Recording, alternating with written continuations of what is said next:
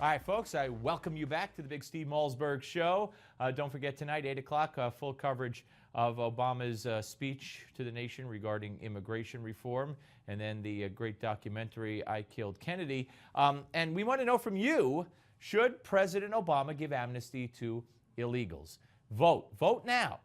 Vote early and often. No, just vote once. Newsmax.com/poll. Newsmax.com/poll. Should President Obama grant amnesty to illegals? Now, on another issue, sidestepping amnesty here for a second, Obamacare.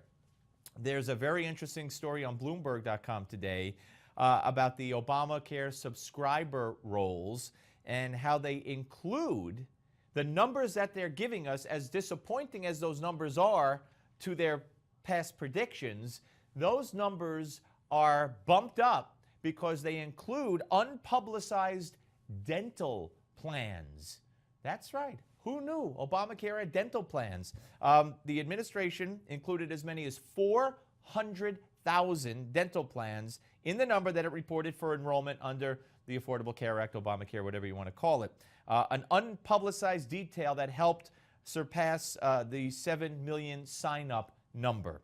And without the dental plans, the federal government would have had 6.97 million people with medical insurance under the law known as Obamacare. Investigators for the House Oversight and Government Reform Committee calculated this using data that they got from the U.S. Center for Medicare and Medicaid Services. So even you can't trust anything they say. You're too stupid because you're voting public, Mr. Gruber. And they, keep your doctor, keep your insurance, sure, keep whatever you want, sure, it's not a tax, sure, it's not this. Lie, lie, lie, lie, lie. And you can't even have confidence in the numbers they're giving you when it comes to enrollment. And how many people enrolled in Obamacare because they lost their insurance?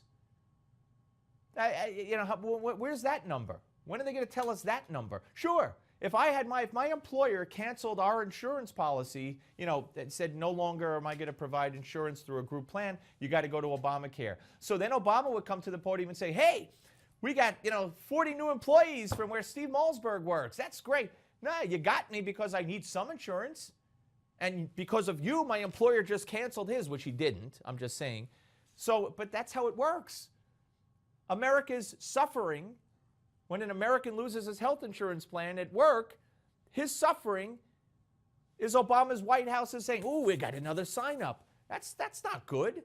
So eventually this number is going to go up way into the millions because the employer mandate hasn't kicked in yet. Folks, this isn't hard for the mainstream media to understand, but they don't want any part of it. Deductibles? They don't want any part of that. They don't want any part of anything. Another story that I did not have a chance to get to. If I could find it. Oh, yeah. This story is about Ebola. I told you. Have you heard anything about Ebola cases? There was a woman in a beauty parlor in Brooklyn, New York. She died of a heart attack in the chair at the beauty salon, and they tested her for Ebola. The blood for Ebola, negative, but she had been to a West African country. She was on a watch list. They were watching her. You don't hear about that anymore because it's so commonplace. There are constantly people coming into the country who are coming from these infected countries, or affected countries, if you will. And by the way, if you are from an Ebola country or a country where Ebola is an epidemic in West Africa, you now could stay in this country. You now don't have to go back for X amount of months or whatever. How's that? Homeland Security slipped that in under the radar. It's just a wonderful world. Look. I'm all for helping people, but Americans have to come first. Our safety, our health, our well-being have to be the predominant concern, as he is sworn to uphold under the Constitution in his oath of office. That's the job of the President of the United States. The safety of Americans, not anybody else, not Mexicans, not Africans, not anybody. But as Walter Williams said, this president might think he's doing good, but Walter Williams said this president's doing evil. Think about that.